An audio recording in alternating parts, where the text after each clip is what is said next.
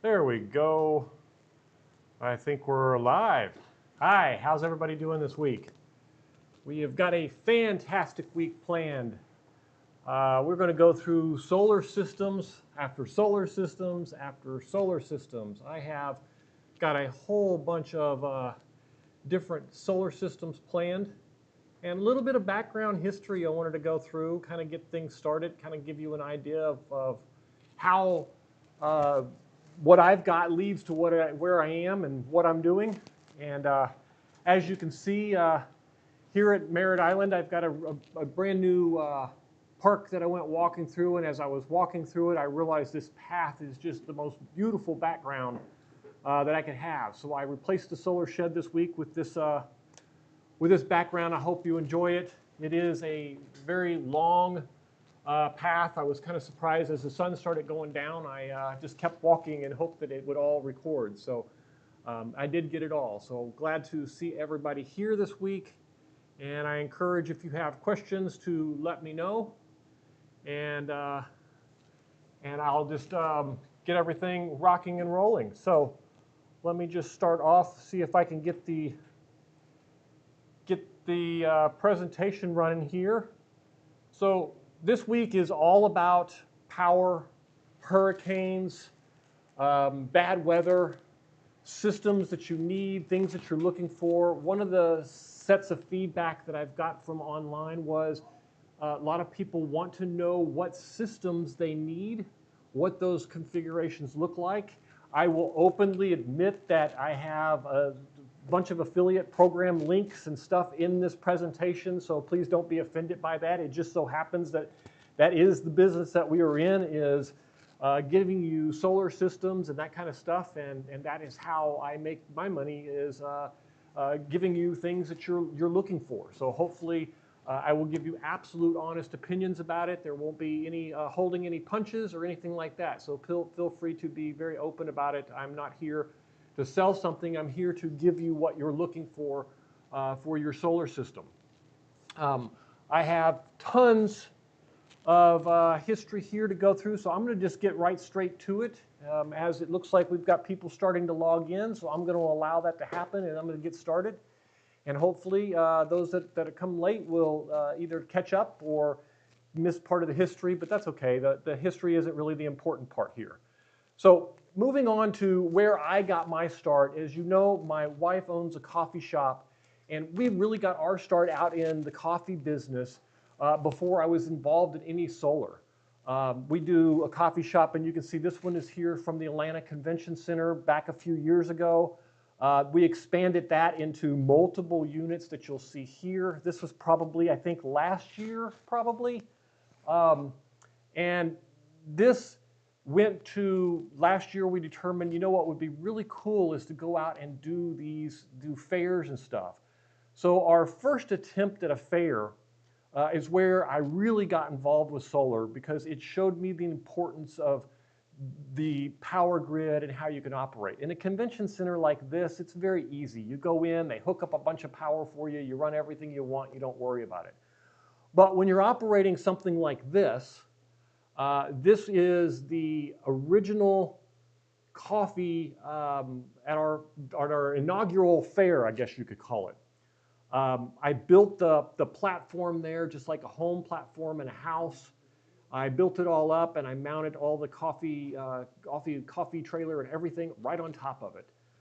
So you can see here the espresso machine in the background. You can see the flags and everything like that. The one thing I learned is that no matter what you do, Mother Nature is going to win. Mother Nature is just a bear. We had high winds, we had rain. The roof off of the coffee trailer actually got blown off on day 3, and it was so windy for the remainder of the 14 days of the fair that I couldn't even keep the roof on. We had to strap tarps down over it each night.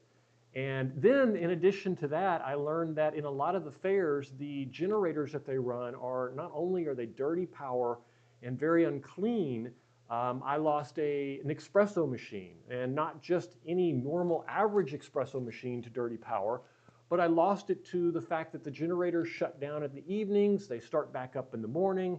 They have extremely high harmonics and distortion on those wavelengths, and it blew out an espresso board, or a board, and circuit board in the espresso machine about 4 days in, and it cost me $900 to get that board replaced and have it shipped in from Italy. So I was without that espresso machine for about a week, maybe 10 days.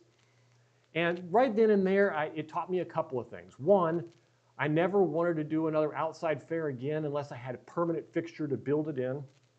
And that I was going to build a coffee trailer for a lot of the movable ones. And that way I could be powered with, good clean power generators and stuff like that. And I was going to try to build some kind of solar system to replace it. So where did that lead is kind of where this is getting at. Where it led to is the coffee trailer that I put together here. And this was just basically a stripped down coffee trailer that I used to transport back and forth from the original shows that you saw. We would set up in the convention centers. We would tear down. So I basically went out and ordered a window, mounted it in there, got it welded up, and then I put in the 12 volt, the 24 volt service that you saw, the solar system that I built, and that you've seen on my channel and all that we've upgraded and worked with. And shortly here soon, I will have another upgrade where we have a lead time battery replacement coming into that. But in that case, I built the 24 volt system for this to allow for the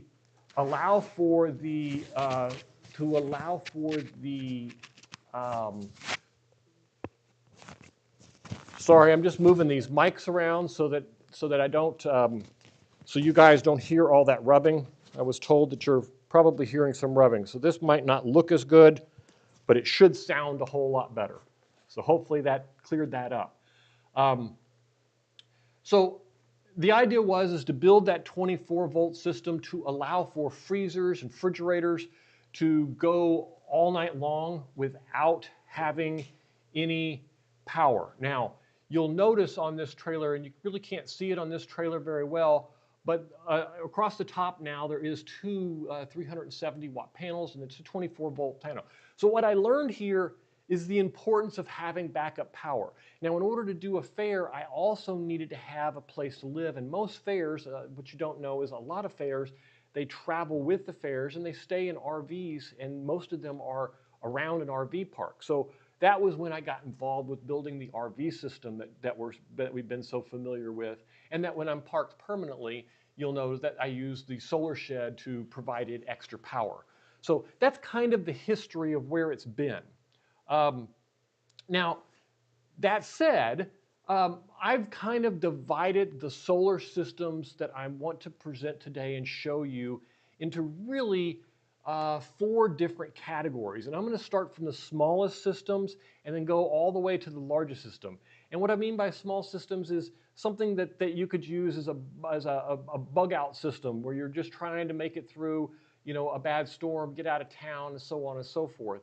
And then all the way to fully off-grid where you're living, out in the middle of the boondocks, you don't have a grid at all and you want to build it there. So we're going to kind of walk through them, and I am actually going to take you through the websites and show you the different systems, and we can break down many pieces of them. So it's going to be more than just me blabbing about them and saying here they are and talking about it. I really want to make sure that we're interactive enough that you understand why that system is important and what you can get from that system. So I think my first one I want to start off with here is what I'm calling, and there are all the links that you will see on all 4 of these slides are in the description below. I posted them in there before I started the live stream today.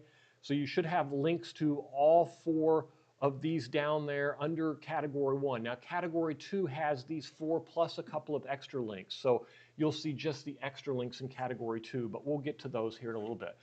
But what I'm talking about for category 1 is that you're looking at being able to charge up your phones, maybe have some LED lights, Wi-Fi for, routers and stuff like that. USB fans, small medical devices, maybe a CPAP machine or oxygen pumping tanks or things like that. But we're really looking at really a 1 kilowatt hour type solar generator. And these I'm thinking of being very small as being the already pre-built units that you can just buy the solar generators. So I think if I can get to, let me see if I can get all these links to work the way I want them to. And if this works correctly, I can switch to this view and hopefully that will not work. Give me just a second while I switch this screen to the secondary screen. This happens to me every week, and every week I continue to get it wrong. So I need this to point to the secondary screen. There we go. All right. So in the secondary screen here, in the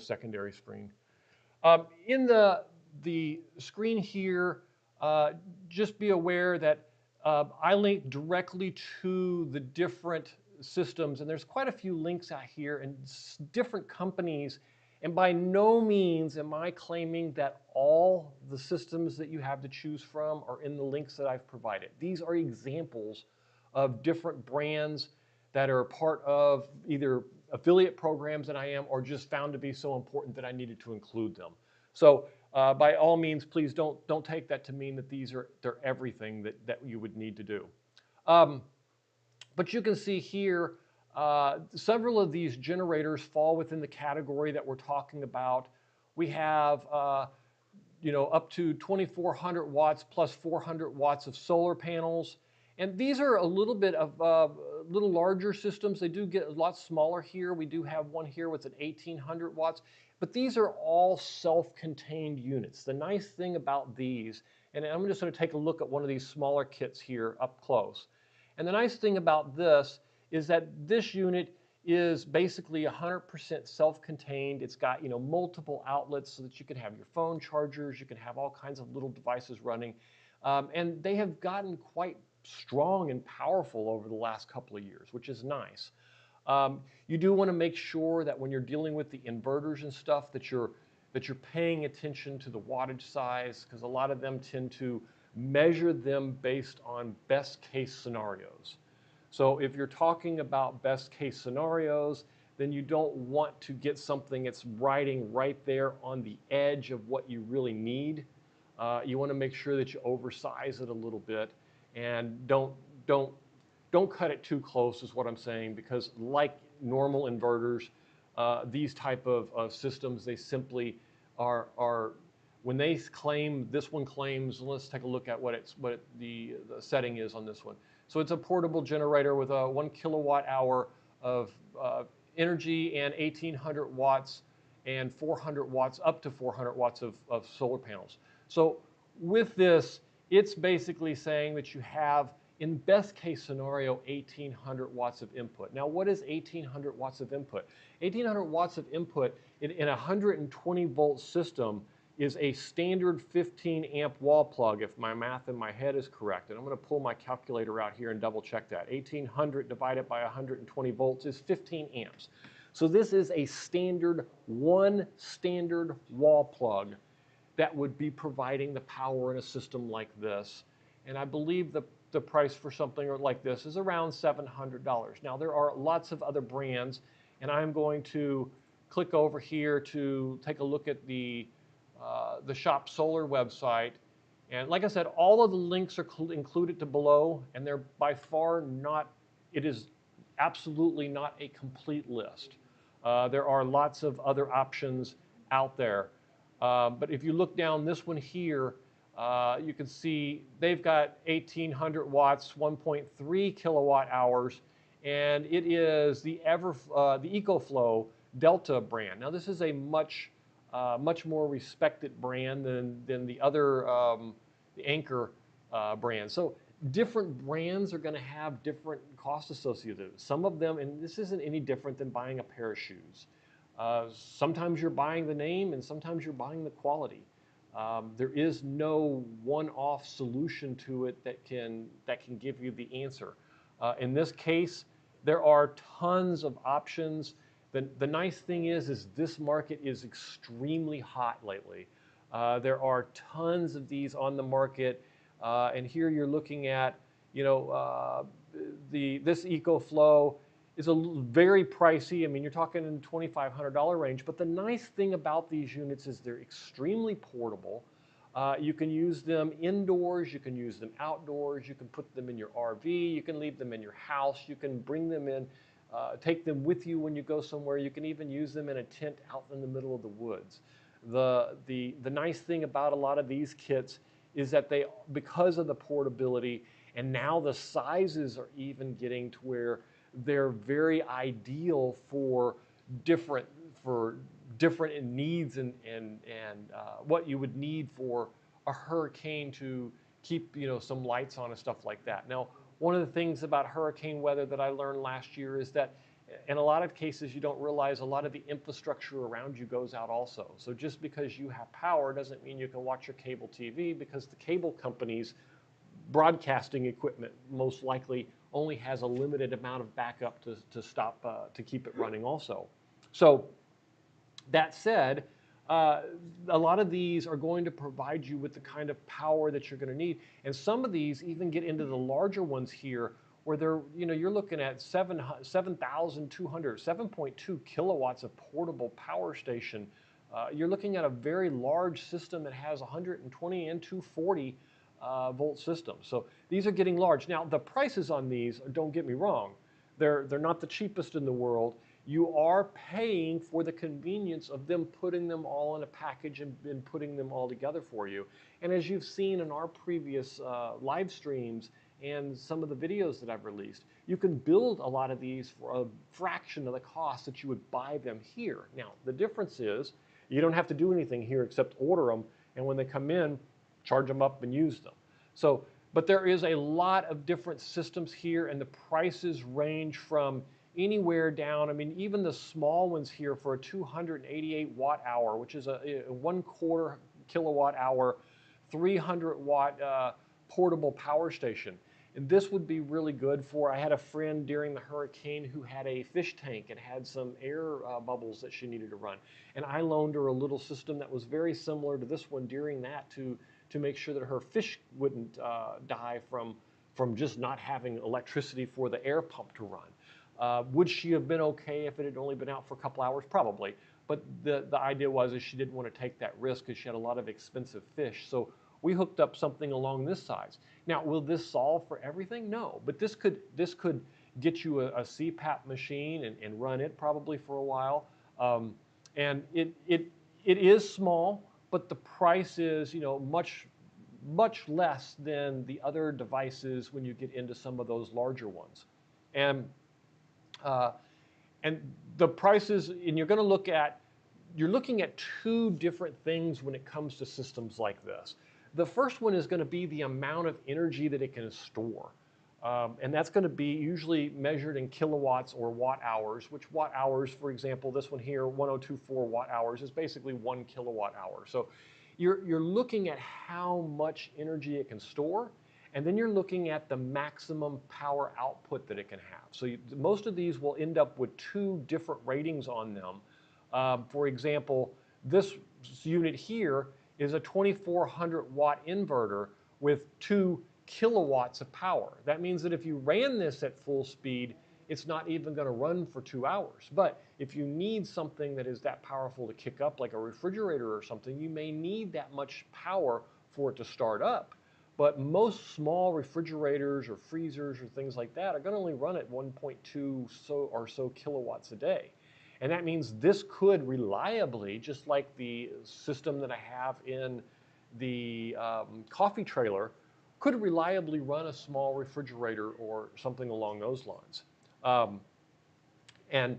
But now the price is where they're going to get you, because the more storage, the more energy you can store in the batteries, the bigger the storage is. In this case, this one's 2 kilowatts or 2,000 watt hours.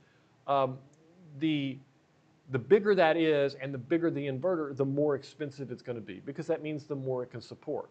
But this one is basically looking at a 20 amp wall plug, or 2 small wall plugs, 2 10 amp wall plugs. So it's considerably bigger than the 115 amp from before. but it's not quite 2 full wall plugs. So this is level 1, and this is kind of what you see here with phones and lights and Wi-Fi routers and USB fans and medical devices. You could also run TVs and things like that.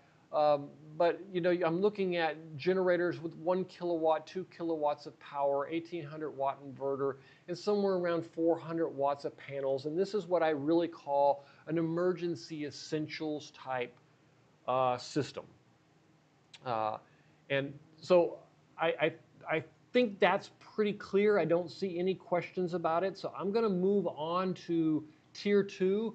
Like I said, all of the links are down below, and I want to stress again that by no means is this every brand or every option on the market. These are just the ones that were predominantly available to me with the affiliates that I have and stuff, and most of the links below are affiliate links, and I will get a commission from them if you purchase them through there. Okay, so moving on, and I didn't even get to, let me real quick, let's go back to the Bluetti and the Jackery links here, kind of give you an idea of what those are too, because that's, so I think if I come back over here, I'm going to go down to these links here.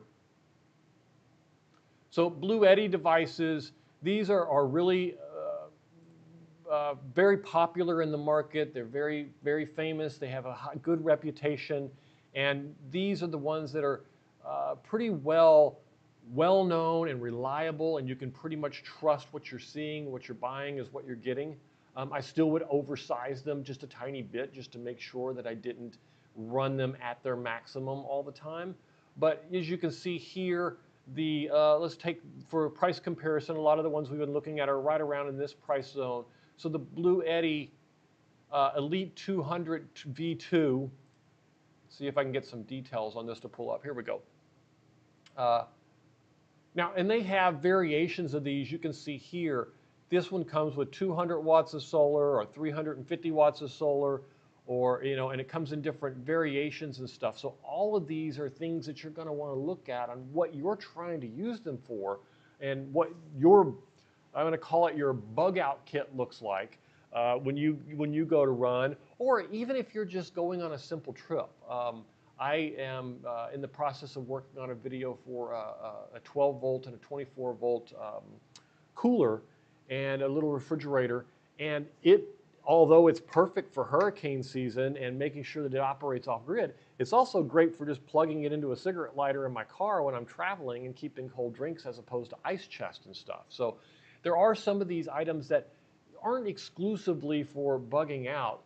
That's what the subject of the live stream is, but that doesn't mean that that's all you really need to use them for. You can use them off the normal use, and I would suggest that you use them. Things like this, they seem to age poorly. So in this case, the Bluetti has a couple of different options here, but it is 2 kilowatt of capacity and 2,600 watts of output. So for about the same price as the other one, the Everflow here, you had 2 kilowatts and 2,400 watts of output. Here you got 2 kilowatts and 2,600 of output. But you'll notice the price difference is considerably different. Whereas the Bluetti is $900 as opposed to the $1,400 of the Everflow. And then if we went back to this one here, you're only looking at 1 kilowatt and 1,800 watts of power. So you can see by shopping around a little bit and playing with some of these brands, you can truly get an idea of how much power do you need, what are you trying to run, and you may even want to get, I don't know if you're familiar with what they call a kilowatt measure, which basically allows you to plug into a wall plug and then plug all your devices into it and use it for a little while, and it can tell you how many kilowatts of power you truly need to maintain what you're looking to maintain. And that would be where I would start if I was looking for like a little bug out kit like this. The last link that I have here is for Jackery. It's another well-known name brand, and they have a variety of machines also. They do have some sales going on early Prime Day too, and all of the links below will hook you up with all of the different deals they've got going on. But if we go down and take a look at some of theirs, and this one just keeps popping up, I wish it would stop. They do have also a 1 kilowatt, um, um, there we go, a 1 kilowatt system with this one also, and 1,500 watts of output. It's at $12.99. Now it looks like they do have, I don't know if this 550 off auto applied. Yeah, so this 550 off, I'm assuming, would get you, I don't know. If I put this in the cart, I wonder what happens. Yeah, so it does. It marks it down once you get it into the cart. So that 550 is off of the price here, which would bring it down to the 749, which is going to be much more competitive with the Bluetti prices and things like that. And you can see that the competition has been very beneficial for us. The competition is allowing us to get a lot of the prices down on these and get them marked down a little bit. So that's been very beneficial. So it's good to see. But those are really what I'm referring to as the tier 1 emergency essential kits to get you your basic phone chargers, run some little lights and maybe even a little fan and get you through some of those times when you weren't expecting it. Especially if you're bugging out from a hurricane and you just want something to take with you in case you get stuck somewhere, get stuck behind some floodwaters or something like that. And in addition to that, they're great devices to have around for other reasons. If you're traveling and you want to keep a little small refrigerator or something running, they're big enough to do that. So they have a lot of good uses other than just the bug out kit, but having them in those cases of that emergency like that is really essential. So hopefully that explains the tier 1 for us pretty good. And tier 2, is a little bit bigger, and I call these the home backup basic kits. Now, keep in mind the terminology that I have here is totally my own. I put this together specifically for this live stream. It has no justification in the industry or anything like that. I think of these systems in 4 different levels, and I tried to put what I had in for those 4 different levels down here. Nothing more. So please don't go out looking for a home backup basic kits, and you might find some, but they may not have the same definitions that I have. So that's not an issue there. I just want to make sure that you understand these are really my terminology and my way of defining them, and you may not get the same thing if you just go out and do searches for them. You probably find plenty of options, but they may not be exactly the same sized options. This one obviously can power a little bit bigger devices, medical devices and bigger things. That's tier 2 is what I'm looking at. Sorry, looking at the wrong one on the other screen. So in tier 2, we're looking at refrigerators, modern modems, lighting, laptops, portable fans, much bigger devices, more average everyday devices that you'd be looking for. So this one, this one I'm thinking more on the lines of you're in your house, you're planning to stay there, you want some kind of backup power for your standard household items. Whereas tier 1, you truly were looking at bug out devices where it was portable things where you're charging your phone and LED lights and USB type fans. Tier 2, you're moving more into typical home backup basic kits. And to take a look at a couple of these kits, let's see if I can get this to work. There we go. So in these kits, you're looking at these are a little bit bigger. They do require that you hook up an inverter and charge controllers. They do have quite a bit of options for battery storage, as you can see here. The prices are comparable to the other ones since you're not buying a pre-made kit with everything all put together. The prices are a lot more reasonable and run at the high end of where we were with the little bug out kit. So in this particular case, we're looking at this one here. it's $1,800 or $1,900, but you're going to have two 100 amp hour lithium batteries, like 2.56 kilowatt hours of power, and you're going to have a much larger inverter. You'd have a 2,000 watt inverter. So this is very comparable to the top of the line or the larger bug out units, but you can expand this and make this much bigger. You could go into two 200 amp hour batteries and double the capacity to 5 kilowatt hours. And then it also allows for expansion in the future. And so you can look down this list here and you can see that there are a lot of options here also for a little bit bigger system with 4,000 watt inverters, 2,000 watt inverters. And this is basically your basic home backup basics, where you're just going to be operating the basics of your house. You're not going to be running everything. You're still not, worked into a panel and all that kind of stuff. That would probably be more of the next level of level 3. Victron also has a bunch of devices here in this level. As you can see here, these get a little bit bigger, so you can get into large RV systems or nice big backup home backup systems, but something along this line is a bit more expensive. I mean, you're looking at a $10,000 kit here, but you are looking at 20 kilowatt hours of power. You're looking at 50 amps actually you're looking at 3,000 watt phases of power. So you're looking at a much bigger system with this, but you're also looking for a system with this one. It's got mobile devices for boats, for RVs, for those type of things. So this one is built more with the certifications for water and for grounding and stuff for your mobile type devices. And it is a lot larger than your normal unit. It does include two Victron Multi-Plus 3,000 watt inverters to run both sides of the 240 phase power. So if you need 240 phase power here, this is where you'd start getting into the basics for those systems. And it includes multiple EG4 batteries. Each one of these are, in this particular case, each one of these is a 5.21 kilowatt hours, I think it is, 400 amp hour 12 volt battery system. So, but they're still looking at 12 volt systems.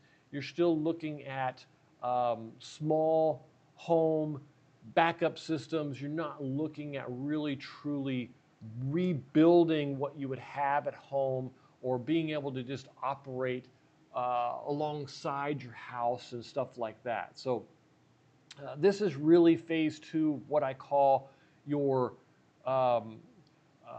home systems, where you're looking at, and I don't know if I had the screen switched where I was showing you this Victron system, but as you can see here, it's the 4 batteries, the Multi-Plus 2s, the shutoffs for your PV. This is a more fully mounted type unit, and it's considerably more than the other one. If you're looking at something like these here, they are a little bit smaller, but you can get into a little bit bigger systems also. And so that's when we start really getting to what I call level 3, which are level 3 connections. And I will just show you that. Let's see here. We go to level 3 is, basically full off-grid readiness kits. And what I mean by this is that these are going to be able to power a small home. You're going to have off-grid cabins. You're going to have full lights and refrigerators and tools and microwaves and all the standard devices that you're used to. This is probably where most of you are probably fall into this category, where you're looking at something like a 6000 XP. You're looking at 10 to 30 kilowatt hours of battery power, which could run a small house all the time. You're looking at $2,000 to $4,000 solar array. This is very similar to what I have in my RV, and I run, with the solar shed, I can run on the upside of 25 to 30 kilowatt hours a day of power, including air conditioning, refrigeration, hot water heater, and the whole boat of that one. And I think I could even probably even could just show you kind of what these would look like. Let's see if I've got it here.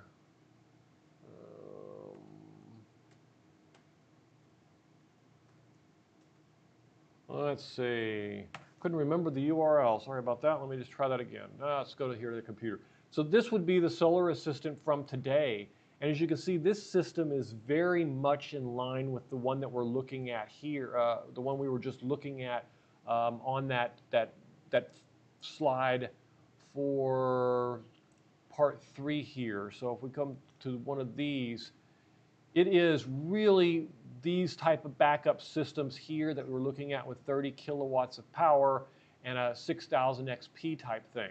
So this system, I can practically run, if I go into looking at what the system ran for the day, let me just run down here to energy, you can see that that's looking at a whole month. Let's take a look at a day. How about today? There we go. All right, so you can see here today, I collected 21.5 kilowatts of solar power. I used 22.8. Unfortunately, I also had a lot of rain the last few days, and as you can see from this blue items here, I used some grid power today. If I look back at like yesterday, you can see I didn't start using grid until the very end of the day. But yesterday I took in 20 hours and used 32, which is a terrible rainy day. And you can see if I go back through these, all the rain that we've had in the last week really makes for bad days. Usually this time of year I can get about 31 kilowatt hours in. But these are kind of an idea of what this type of system is. And if you look at your home usage, most of you are going to fall between, you know, full-size homes with, you know, a full air conditioner and stuff like that. You're going to be looking at between 30 and 50 to 60 kilowatts a day for standard homes. You're not talking about full, you know, everything on all the time. So in a hurricane situation, you wouldn't want to be doing it. You'd want to have a sub panel that would run your critical loads, that would allow you to turn things off that you don't need all the time. And that's what allows you to operate with some of these systems under these scenarios. So if we look at some of the build outs, and I talked about the practical use of some of these. Now let's go take a little bit deeper look at the actual systems that they have available, because the idea of this show this week isn't for me to just tell you about a thing, is to get you to understand what some of these kits actually include, and to hopefully get you paired up with what you're kind of looking for and what you really need. And this is probably one of the most common sizes, so I want to spend a little bit of extra looking at what it is. So these are very common configurations that they're shipping now. Most of the systems that I have, that is the Signature Solar version. I am going to also look at the Shop Solar variation of these. And you can see here the Shop Solar is a little bit smaller. They have the 6000 XP. They have 10 kilowatts of power. Now they do offer an option for the alpha batteries as opposed to the EG4 batteries.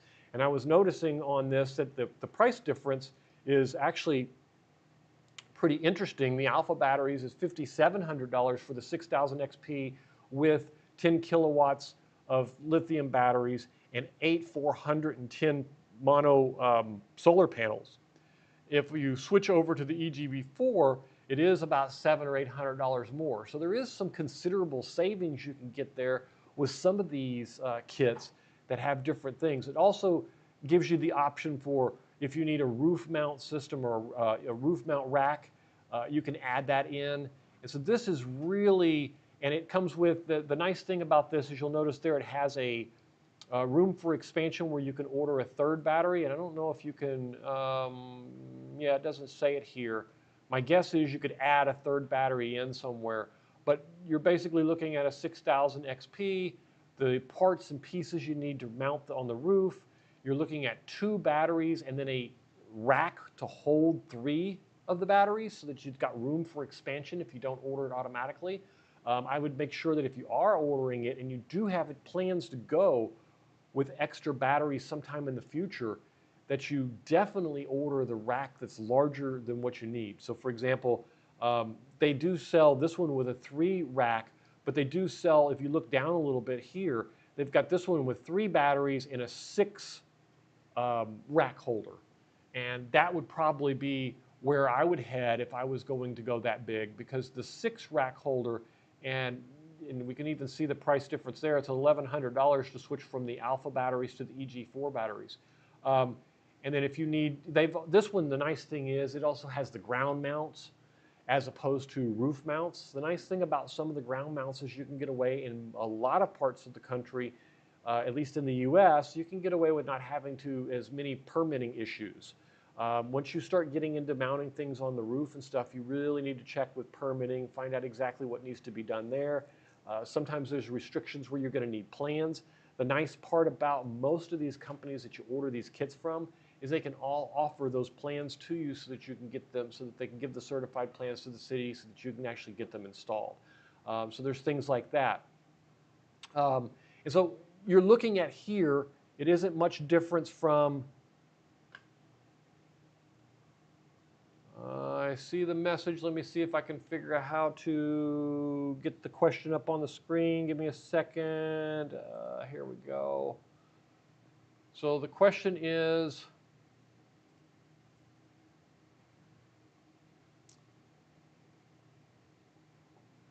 not showing up on the screen for me. Give me just a second. Let me see if I can get that working real quick.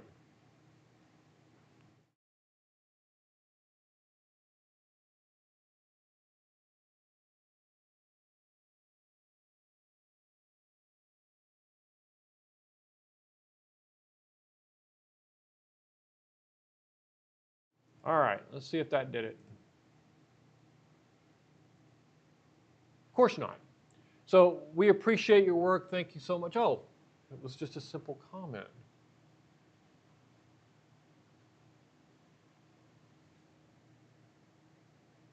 All right.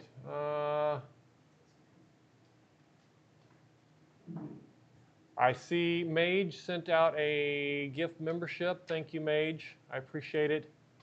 I don't know who you sent it to, but thank you. That's very nice of you to send out memberships like that. And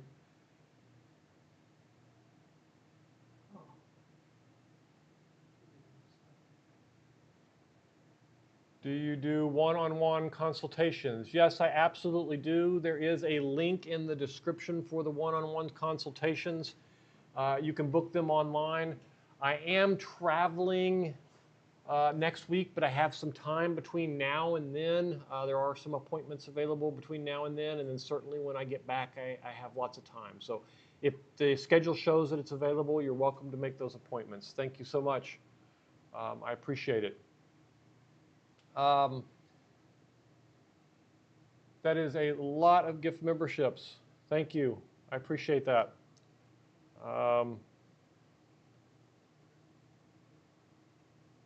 And if you have any other questions, please let me know. Do you do one-on-one? I sent out memberships to everyone in the chat. You are very kind. That is very kind of you. Thank you so much. All right. So going on to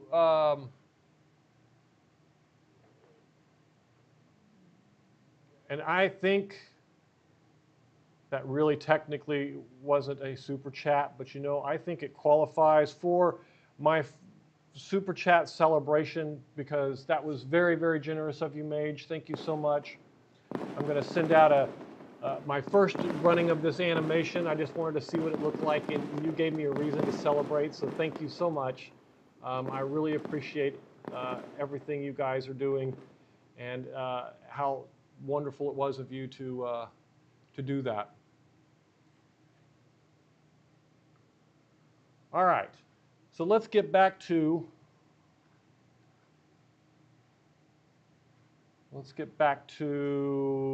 where is that chat window? I lost it. Here we go.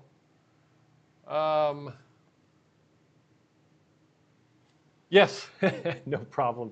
Yep, you caught me off guard there with all that. So, but thank you so much.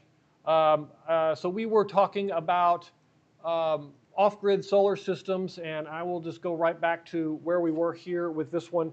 So if you're looking at getting a solar system of this size, you want to look at two different things. You want to look at battery storage, and you want to look at the size of the inverter.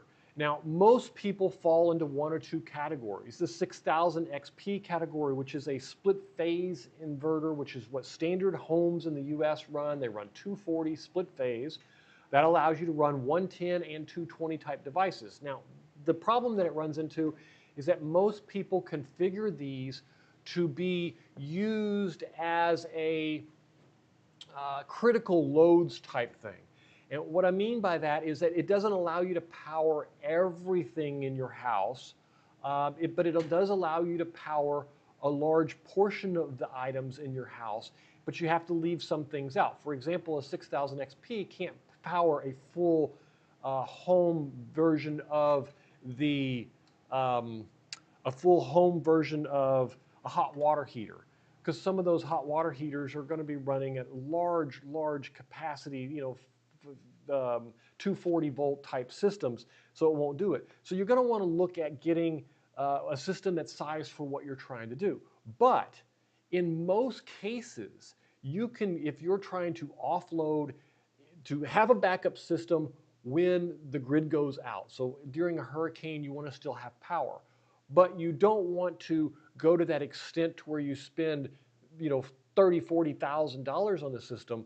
An option like this is a very good option because it allows you to get a system for $7,000 or $8,000 where you have battery backup and you can offload most of your items. And during a critical situation like a hurricane, you may not have hot water heater, but you would have your lights and your TVs and your chargers and all of your normal operating devices that you need to really live and to go by.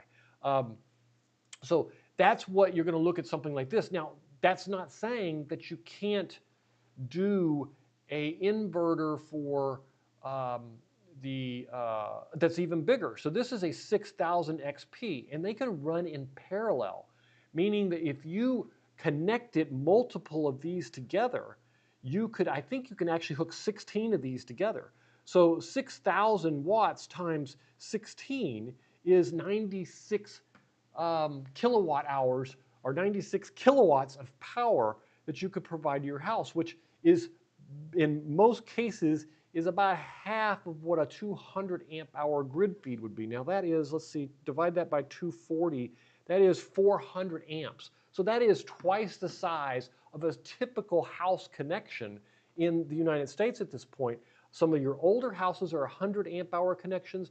Most of your newer houses have 200 amp connections, and some of your larger, bigger homes have 400 amp connections. So you can parallel these, and that means you can grow as you go along. And what I mean by that is you get your first one, and you have 6,000 watts, and then you can add a second one and have 12,000 watts. Now, and I don't know who it was, it may have been Mage that mentioned earlier that talked about the grid boss. And I do want to point this out because it is a little bit, as a matter of fact, I'm going to save that for category 4 because technically that's where I think I actually placed it. But here you've also got the 12,000 XP, which is basically the same as the 6,000 XP, only double the size. So if you know right off the bat that you're not going to want 6,000 watts, that you need 12,000 watts, and that means this is a full 50 amp 240 connection. And with 4 of these paralleled, you should be able to run practically everything in your house. But I will tell you that most people can run their house on just this unit, practically everything in there. Can you run your hot water heater and your dryer and your stove and your oven all at the same time? Probably not. But as long as you're willing to power shift some of those items and watch it a little bit closely, then you can get away, especially off-grid and an outage, you can get away with this running your entire house and every item in it. And this is where most people fall into this category, which is why I'm going over this in such detail. The next category, the category 4, the systems are much more expensive. The cost for the equipment, for the little extra gain, that if this gets you 90% there and you can function off-grid, then that makes it very, very easy to do. Okay, and these options, you can see here they've got the battery options. And I'm sure you could add extra batteries and stuff to these systems too if you wanted to have more. But like this one down here is 9.4 kilowatt of solar panels. You've got 12,000 watts of inverter power. You've got the ability to receive tons of 18 kilowatts of PV power. And that will allow you during the day when you do most of your active things to use power that's being generated at the time as opposed to using your battery storage. And then the battery storage is when the sun goes down and it's not available and stuff. This one has 24 410 watt power. So you're looking at, and it has 6 of the batteries, so it's 30 kilowatt hours of battery power. So you've got a lot of battery power here. And then if you need a rack mount for either the roof or out in the ground mount, then you've got the option of adding those also. So those are some really good options from Shop Solar. On Signature Solar, they have basically the same type of systems, but they are pushing a lot more of the newer EG4 batteries, which these are the wall mount batteries. And I don't know if you've seen these, but they are 3 times the size of almost 3 times the size. They're about 14 kilowatt hours each. And so most people would fall into this category here, where you have 280 amp hours, which is about 14 kilowatts of power, and you have a 6,000 XP. Now, the nice thing about this system is you can see the price is very reasonable. You've got the battery, you've got the inverter, it has everything in it. Now, it doesn't have the solar panels, so you're going to need to add the options for those type of things. So let's just see what those look like. So these come with a lot more options. We've got 2 batteries, you've got 3 batteries. You could even go as far as 85 kilowatt hours of battery. And you'll notice here on these last 2 options, they've also included 2 6,000 XPs. So they're running them in parallel. Now, parallel gives you a couple of advantages over just one 12,000 XP. So for example, if you have one 12,000 XP and something goes wrong, you really truly don't have any backup systems and you have to deal with that. Now, your inverter shouldn't be going out, is the argument I've always made for this. But knowing that if you did have a failure of some kind, half of your power would still be available and half of your system would still be able to operate, you still would be able to get along off-grid, is kind of comforting sometimes. So to a certain extent, that's not a bad thing. It all depends on what your maximum usage is going to be, and it really gets down to most people can operate with 2 EG4 6000 XPs, and somewhere in this range of battery banks. I mean, I know a full home here in Florida operating 2,000 kilowatts a month of electricity between 2 and 2,500. This system right here, this option here, would practically put you using almost no power coming from the power company whatsoever. And the nice thing is this is a hybrid system, so you're not going to need to get the link back to the grid to provide power back to them. You don't have to sign all those deals and stuff. You basically just have to get the permitting from the city to allow you to do it, so you don't have to go back and get that. Now, if you want to do all of that, you do have to switch from the 6,000 XP. The 6,000 XP is really based around, the 6,000 XP is based around getting you to a hybrid system. In other words, you are either using the grid or you're using this system, and if you're using this system, you can use the power from it. So that's kind of what you're getting away from using it, but it allows you to operate fully independent of the grid. You don't need the grid, but the grid is there for a backup, the grid is there for emergency charging and so forth. And if your batteries get low, like you saw earlier today in my system here, if I'm still on the right screen, yes I am. You saw in my system here today, earlier today, let's go back to, what is today? Today is the 6th. Last night at about midnight, my batteries got low. And I think I actually can just show you that with the state of charge. That's battery. No, actually that works too, but let's look at state of charge. That's a little bit better thing.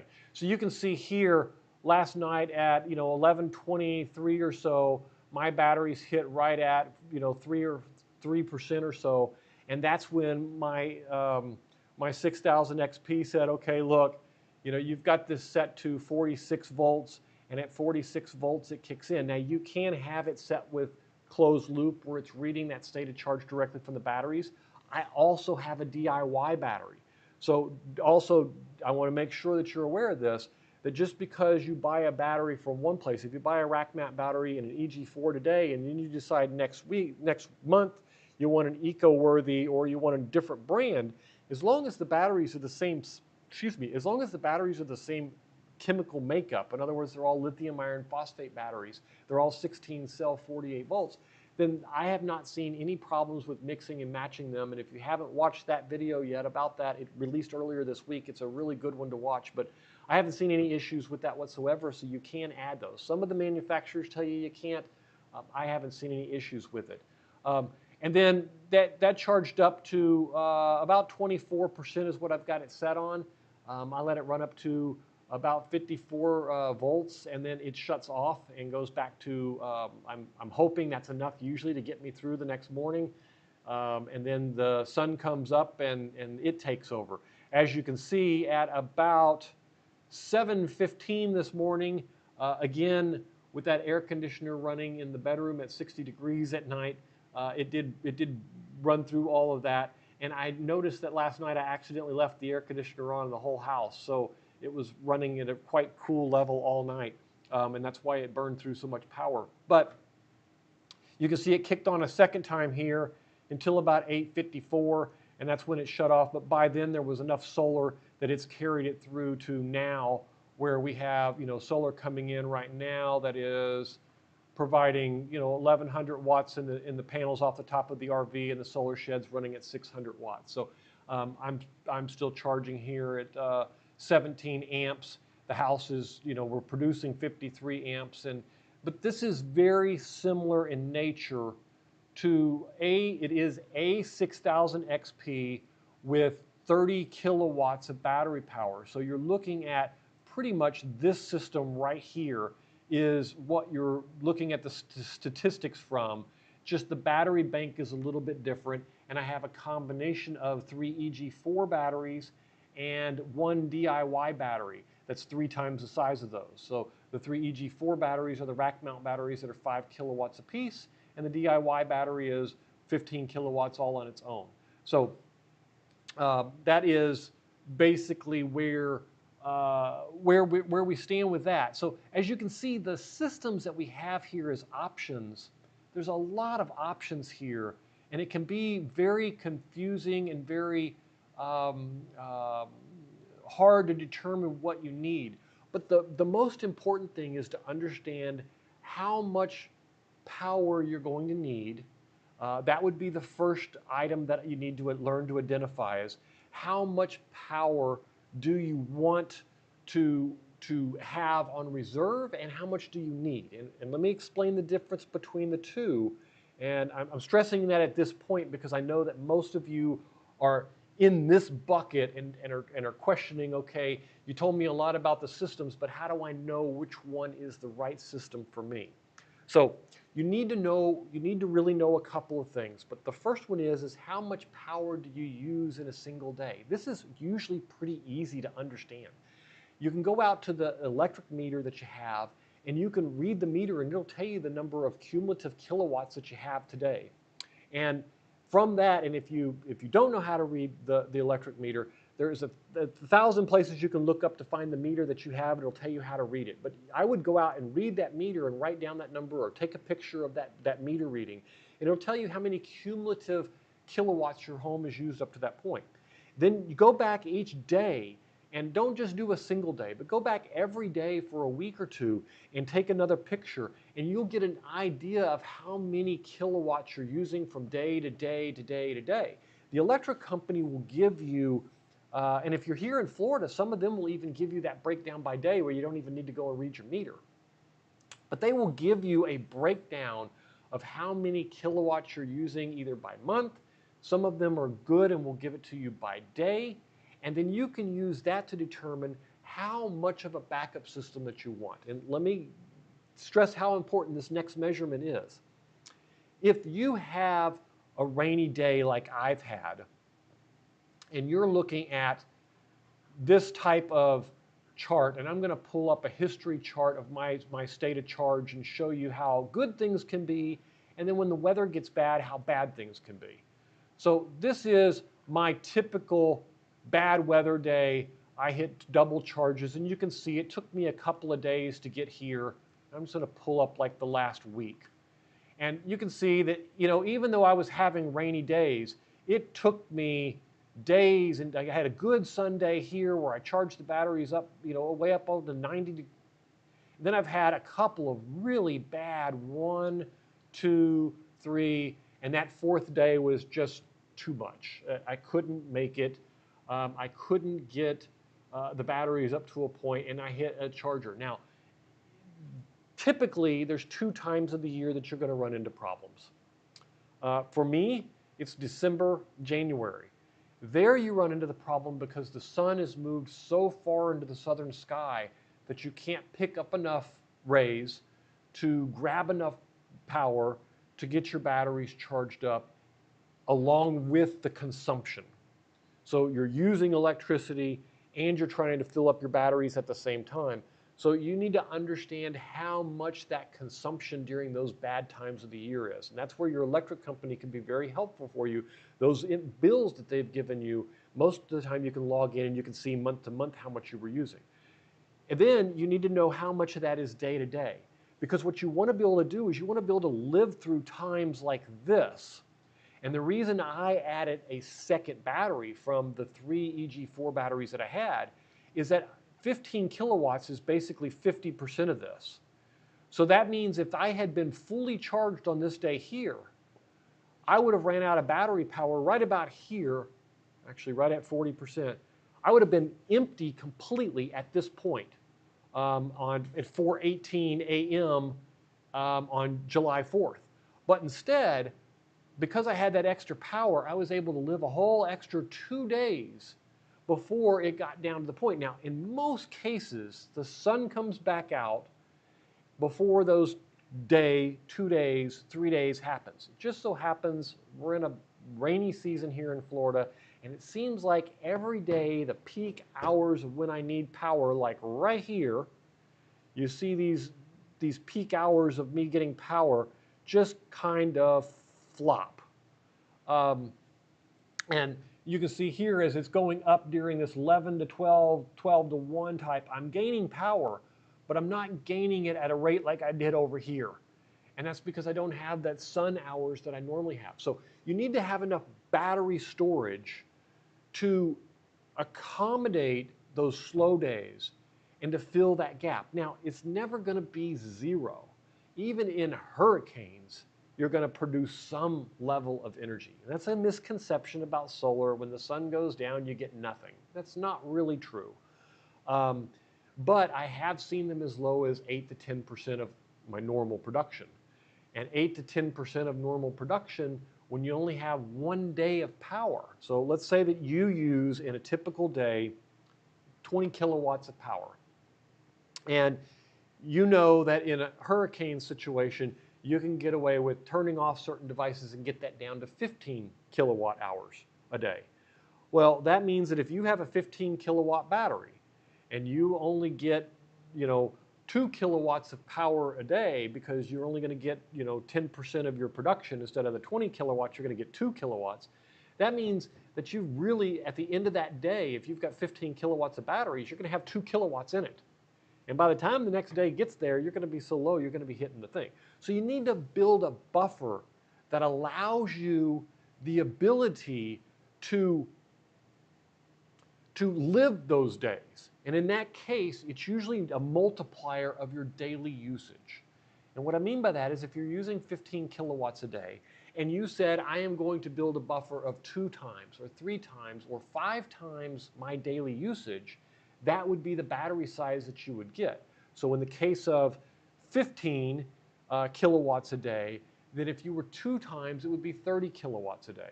And that would be the battery size that you would want to buy to accommodate that so that you could live through 2 days of terrible rain, but you're not going to be able to live through much more than 2. Chances are you're not going to hit those 10% days consecutively in a row, and it may be a little bit better. You may be able to extend that to 3. Some people go The sweet spot seems to be, and this is just a guess from my perspective, somewhere around 2.5 to 3 times your power. And I've seen some people that are very, very independent, power independent, at 5 times. Now, we need to be very specific here on understanding if you are getting a 2 times, a 3 times, a 4 times, or a 5 times type of your battery size, that this is going to allow you to operate in worst case scenario that way.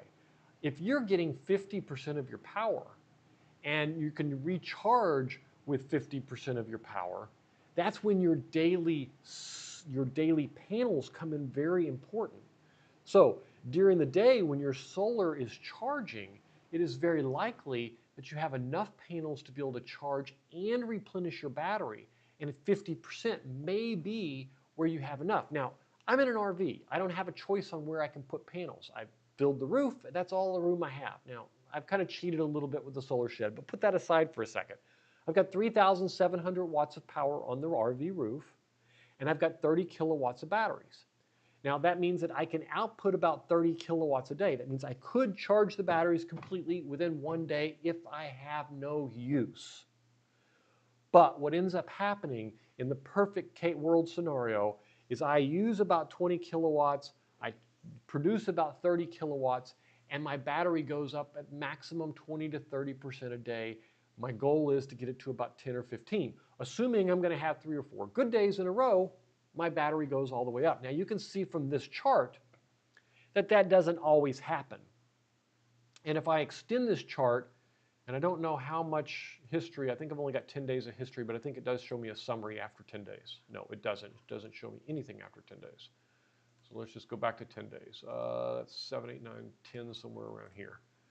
Okay, so you can see here, I had some rain back in these days, back on the 28th and the 29th also. And then I had a few good days and we started to replenish, and then we had some more bad days and some more rain days. Now today turned out to have quite a bit of sun. So we ended up in pretty good shape. Unfortunately, I didn't have enough battery power to last overnight. And since I didn't last overnight, I had to use grid to recover. Now, if I'm off grid, that is something that you have to treat completely different, because there is no backup to being off grid other than using the grid or using a generator. And a generator is a perfectly acceptable alternative to when bad things happen. So for example, you can set your 6000 XP with dry contacts to automatically turn the generator on. And so instead of having grid come on, your generator comes on. And you can use that as backup power. The nice thing about doing that as opposed to running on a generator, and a lot of people say, look, if I'm going to run on a generator, why don't I just run on a generator? There's a big difference between running a generator 24/7 to provide the little bit of power that you need as the day goes on, and running the generator for 2 hours at full speed to fill your batteries up and then shutting it off for 3 or 4 or 5 days at a time. The full speed gets the full efficiency out of the generator. It uses the gas the most efficient. You can set it to get the maximum amount of energy per gallon out of it. And that's where things start to get very beneficial for you if you do it that way. So you have 2 backups. You have your grid backup and you have your generator backup. And that's where it becomes very important that these systems are sized right based on the uses that you need, the power that you're going to be consuming every day, have enough buffer from day 1 to day 2 to day 3. If those were bad consecutive Sundays, how many of those days do you need before you're going to say uncle and charge with a generator? I do that in my RV when I travel. I know that I'm going to have bad days, but I don't have, in most cases, if I'm out in my RV, I don't have a grid to back me up. If I'm staying in some RV park somewhere, yes, I have a grid to back me up. But if I'm staying in, I go up to the Mohegan Sun up in Connecticut. We spend a week there. I park in their parking lot. I don't have any power hookups. I have nothing there. But I've never had to run a generator because I've always generated enough power. But I have one available in case something happened and I had some really bad Sundays. Sundays, not sun, S-U-N days, S-U-N, I guess it is S-U-N days.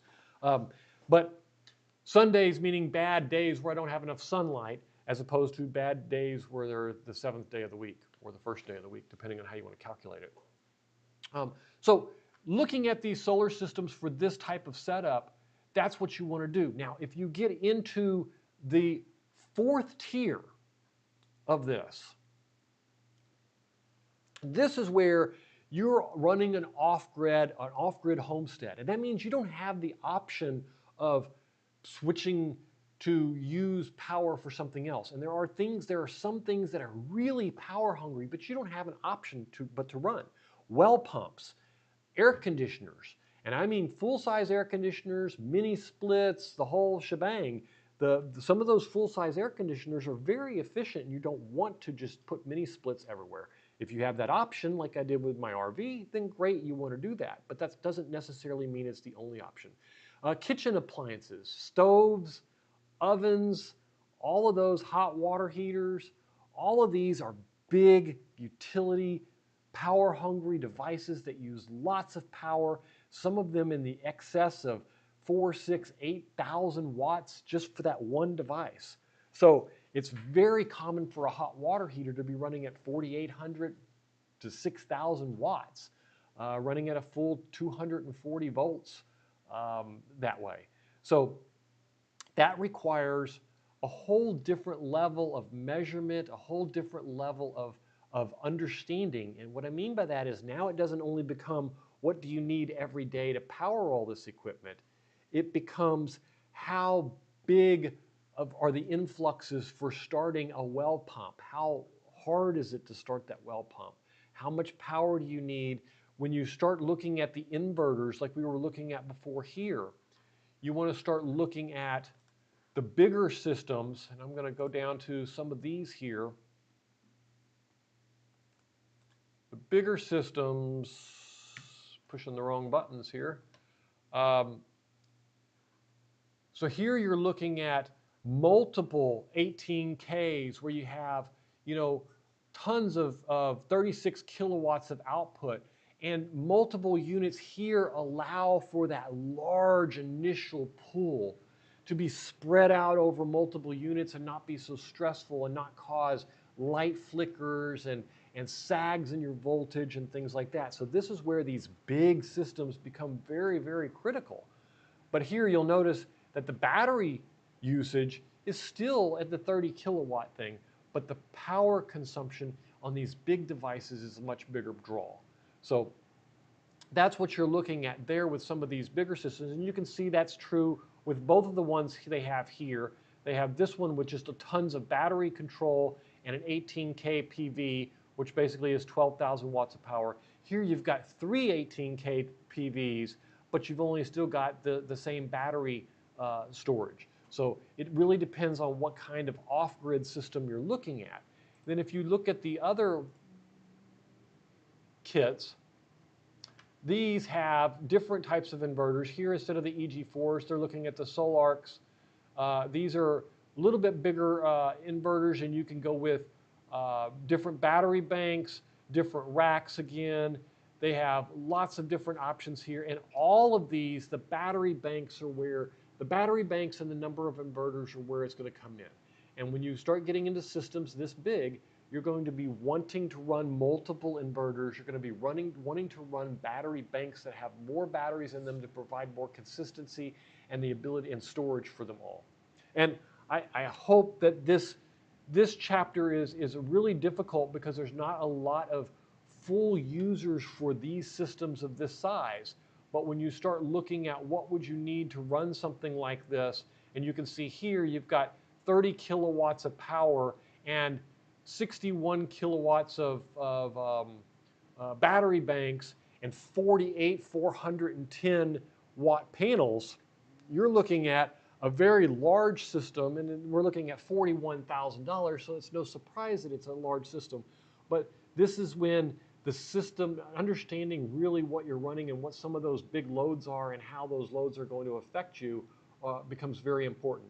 But as I said, most of us, and what I mean by most is practically all of us, are going to fall in to the category of looking at the tier 3, which is why I spent so much time on this one, because this is where the typical user comes in, is they want to have off-grid operation when the power goes off, but they know there's a couple of items they can live without, whether that's a hot water heater or whether it's only run the hot water heater or the stove and not both, or some level of that. And so you're going to off-grid some of that and you're not going to run all of it. Or they're looking to power shave during most of the time of the year, which basically means have battery backup to allow shaving off that expensive 2 or 3 hours that your company charges you in the evenings for power, or that power that they charge you for in the morning where they're charging you 3-4 times the rate of normal.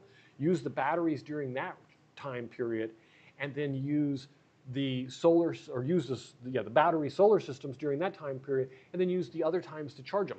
I've seen people in Texas who the power companies give them free power at night and charge them 2 to 3 times the power in those key moments. So they use the free power at night to charge up the batteries and then run it during those peak moments. It's beneficial to both the power company and the individuals doing it.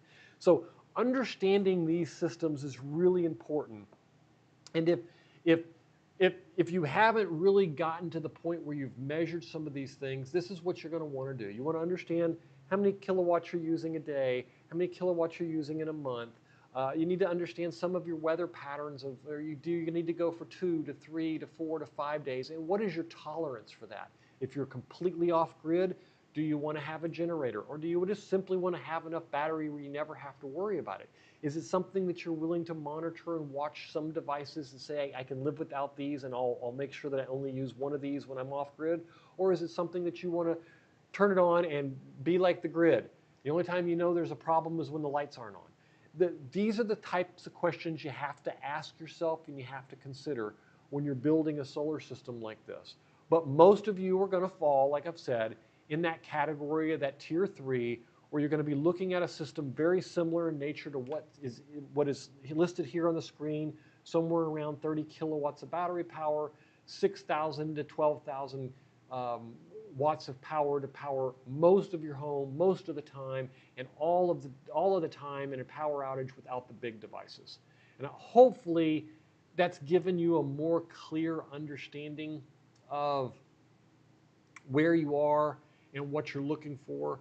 I haven't seen any additional questions yet come over the chat, so either I'm just doing a fantastic bang-up job of explaining it, or all of you have your jaws on the floor and are wondering what the heck you're going to do next.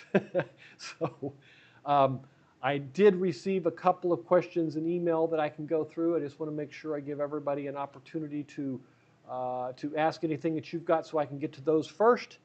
If not, I will start to see what I've got to do to figure out how to get a couple of those questions. We'll get to a couple of those questions before we run out of time here tonight. So let me switch over to this screen here, and I am going to look at, give me just a second while I figure out what I am doing here. I am looking.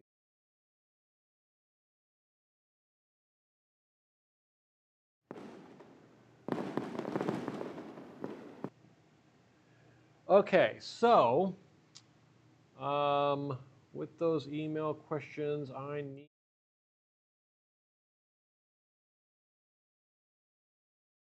All right, so here we go. I am going to have limited amount of time here today, so I'm going to probably go on for probably another 10 or 15 minutes at most. So if you do have questions, I would go ahead and get them in. If not, I'm going to answer as many of these as quickly as I can before we do it. So here we are. What is the first thing I should buy to start prepping for blackouts? The first thing is to understand which one of those tiers you really fit into. And that being the case, I would do my homework, especially if it's not one of the very first tiers where you're just looking for a small device for looking for blackouts. If you're looking for blackouts and you just want to power some phones and a couple of other little devices and lights and maybe a TV, then start looking at one of those all-in-one devices. They're very convenient. You can plug them in where they're always there when the power goes off. You can use them for running all of your little devices and everything. If you are looking at doing a,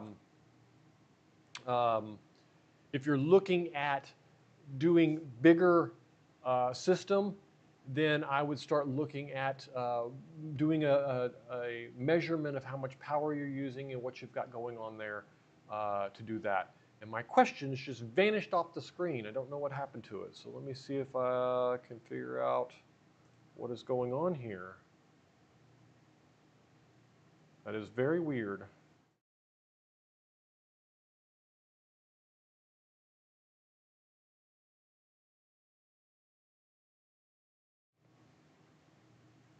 Okay, number 2, do I need a full solar system or can I just use a generator?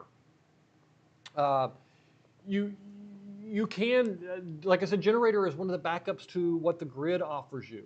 So if you want to build a system that only lasts one day and use a generator as a backup, there are lots of people that do that, especially in RVs and stuff like that, where they don't want to run the generator all the time, but they do want to have, they don't want to spend all the money to buy a system with 3 or 4 days of backup, and they don't have enough, can't fit enough panels to do 3 or 4 days of backup.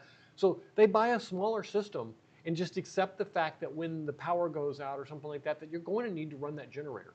Keeping in mind that when you're running that generator, you're getting the efficiency of running it at the 70 or 80% of full power pull from it so that you can get every drop of that gasoline into your battery bank as quickly as possible. And that's really the key to that. So absolutely, you can use a generator. It all comes down to if that's the kind of system that you're looking to build, and a lot of people do that, and I don't frown upon it at all.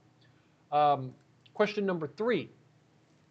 Leo asked, can a single battery actually run my fridge through a full power outage? And the answer to that, Leo, is it depends on the battery, but yes. Most, and I'm going to give you some general assumptions here and some general ideas. Most small refrigerators and freezers run about 1.2 kilowatts of power a day.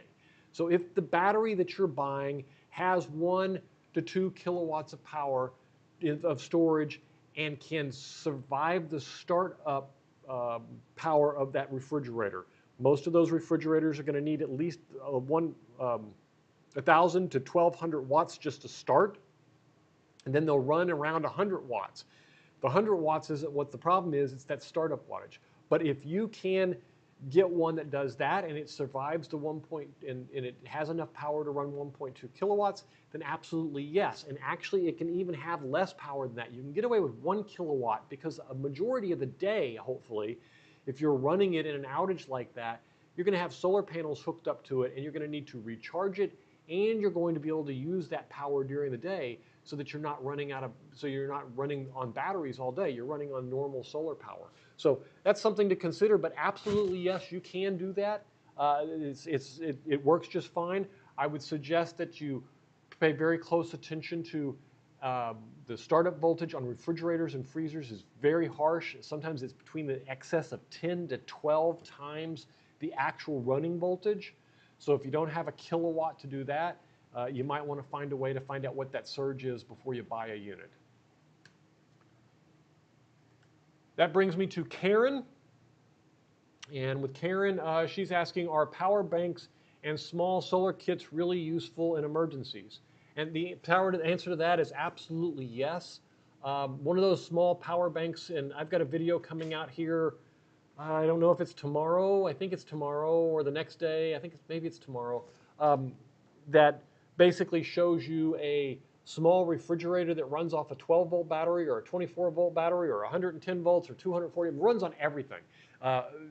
Vivor sent it over to me to try it out, knowing that it was becoming that time of year. And it is the perfect match for a battery bank or a small solar kit of that size, because you're not having to pay for that inverter. And then when you do need the inverter, you can turn it on and use it also. Absolutely, the answer is absolutely yes. Charging phones, doing all that kind of stuff, it's very useful in emergencies. And take it from me, last year I lived a week on 100% off-grid, surprise, before I got all of my solar installed. All I had was a little 24-volt system that I used for my solar, that I used in my coffee trailer to run a refrigerator. And it kept, when I knew it was coming, I went and picked up out of our coffee store 180 pounds of ice. I ran one freezer with that solar system, but with 180 pounds of ice, I had refrigeration for an entire week and 140 pounds of ice left over at the end. So absolutely yes, it made life bearable at that point, because a week without power would really stink if you didn't have any type of power at all, meaning cell phones, wires, everything, laptops, all entertainment gone, everything. It's a lot more difficult than you think. I suggest everyone go camping and unplug completely and see just how hard it really is. All right. Next is, what is the biggest mistake people make when prepping for blackouts? The one that I see that is absolutely the most common is they say, I can live without this, and I can live without that, and I can live without this, and I can live without that. And then when it happens, they live without it for about 12 hours, 15 hours, or 24 hours, and they realize they can live without it. They don't want to live without it. And it becomes extremely tedious and painful because you have electricity, but you can't use it. You got to keep it. You got to store it. You got to save it for an emergency. And you end up saving it for an emergency forever that never comes because you're already in the emergency. So underestimating how much they really use, if that was the one thing that everyone usually makes that mistake, every solar system that I've ever seen, I have never to this day had anyone build a solar system and tell me, oh, I've got too much battery power. It never happens, because as soon as you have it, you realize one more facet of life you can live with that you thought you were going to do without, and you really don't want to do without. Perfect example of that is in the RV. You know, I thought, oh, I can just live without hot water. I can turn it on when I need it, turn it off when I need it, blah, blah, blah. And the fact is, the reason the solar shed exists on my channel is because I got tired of living without hot water all the time. I'm not on vacation. I don't want to go traveling around in an RV and not have my hot water. I want to take a shower when I damn well please I want to take a shower. I want to wash the dishes when I want to wash the dishes, and I don't want to have to flip on a switch and wait for it to heat up and blah, blah, blah. I want the luxury of home, and home luxury means that I have hot water when I turn the spigot on. That's what I want.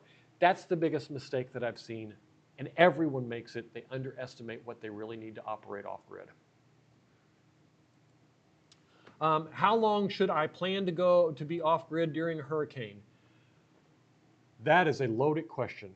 I planned for nothing and spent 7 days in darkness.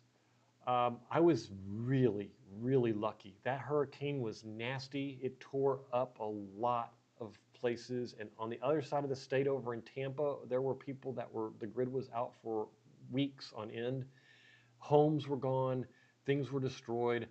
I can tell you from my perspective, I'll never stay again. I have no reason to stay. I'm going to just hook up my RV and drive off. How long should you plan? I would say you plan for a bare minimum of 7 days. Plan for 7 days, and if you can make it 7 days, chances are after the hurricane's gone, the weather usually clears up enough where the sun comes out and you can use solar to really recover those batteries. But plan for those 7 days, and hopefully that will get you through it. But there isn't, in a hurricane, in a circumstance like that, you'll find that there are things you never planned on needing, and some things that you just can't live without. Medicine that needs to stay refrigerated. You don't want it going bad. I know I'm a diabetic. I take shots, and sometimes I have 6, 8, 12 weeks of shots that are in my refrigerator. In a hurricane, I have no choice. Either I keep them refrigerated or they don't go out. So that's basically what I suggest there. 7 days, bare minimum, and if you can do more, do more. What's better for storms, roof solar or portable panels? Well, it depends on the roof panels. It depends on how bad the storm is too. I know when I sat through the hurricane last year, I sat there inside, with my head down, praying that the winds didn't rip the panels off the roof. Unfortunately, solar systems installed these days by a lot of these solar companies, they don't have batteries and they're grid tied. And because they're grid tied and they don't have any batteries, as soon as the power goes off, so do all the panels. Everything shuts down and you actually don't have any power. So what is better? In my mind, is it's not better or not better if it's roof solar or portable panels. Roof solar is roof solar, and when you say roof solar, do you mean actually mounted on the roof, or do you just mean large home size panels? Large home size panels are the only way to get enough panels. The portable ones are wonderful, but they're really good for small bug out kits and stuff like that. I have a few that I use in my RV when I travel, but it is very difficult to get enough power from any of those to do anything of any significance other than maybe run a refrigerator or something along those lines. So, where are we at? Okay. Should I install a transfer switch or a for blackout prep? It depends on what kind of solar system you've got installed. With the 6000 XP, the switch is built in. With the Grid Boss and all of that, it's built in also there. You've got lots of different systems have it there. The Victron systems have transfer switches that you can get that automatically switch. I like the ones that are built into the all-in-ones simply because a lot of the times the transfer is completely transparent. And what I mean by that is if I overload my 6000 XP and I have grid hooked up, I don't even know the grid that it switched to grid, and then when it doesn't need the grid anymore, it switches back. That's kind of a, which one, do you need a transfer switch? You need some kind of transfer switch in order to be able to isolate yourself from the grid. And that's the only way to do it when the power goes out, because otherwise that power flows back into the lines and can electrocute the people out on the poles working to try to restore your power. And that's the last thing you want to do. That will definitely delay your power getting hooked up, not to mention hurt the linemen quite a bit. So what should I install? Should I install a transfer shift for a blackout prep? I don't know about for prep, but you definitely need to have, a lot of people have for their panel switching little switches that prevent you from running both types of power. You should have something along those lines for sure. Last two questions. Can I use my RV system as a backup for my house? Yes, you can. I've got a plug in my RV that feeds into the backup for my house, and then I can use the batteries in my RV. So the short answer is yes. The electrical system has to be hooked up correctly for it, but definitely you can do that, because if the RV system has a solar system, and I'm assuming you're talking about the solar system in your RV, then whatever power you have available there, you can backfeed into your home if it's done correctly. I'm not an electrician, I'm going to say that now. And if you're uncomfortable or don't know how to hook that up, I would suggest that you talk with one, because there are some things that you can do that are very dangerous when it comes to AC power and DC power like that. You need to make sure you have it right. And the last question is from Jenna M.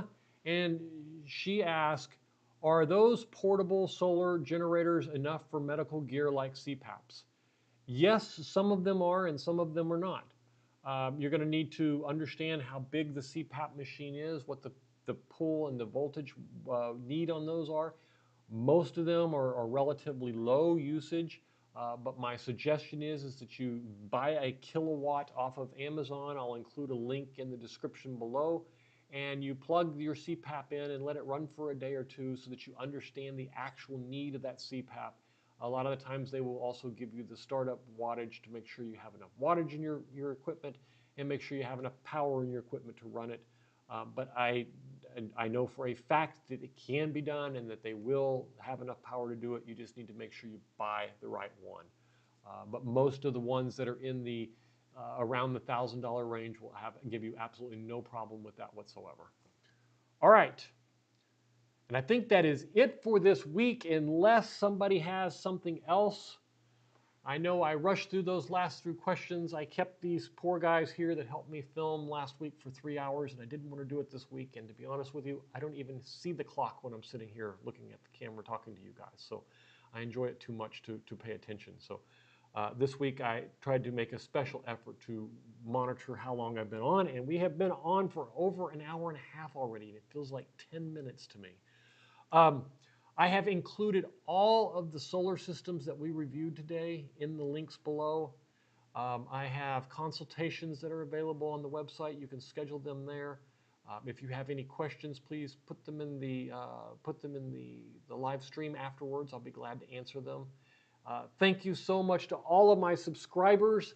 I did not make the 8,000 this week, but I can tell you we got pretty darn close.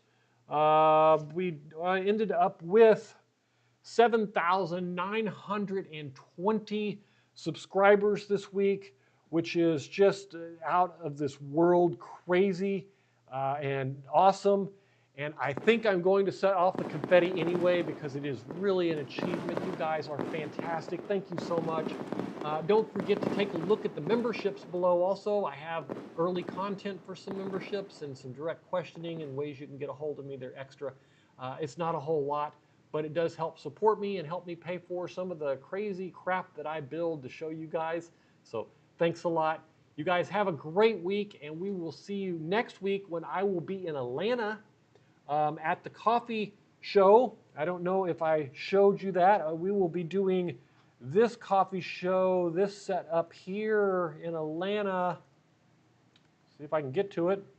This one here is this coming week, so I will, if any of you are there, please stop by and get a coffee. Otherwise, I will see you next week. Thank you for coming. Thank you for subscribing, and I will see you the next time. Thanks a lot.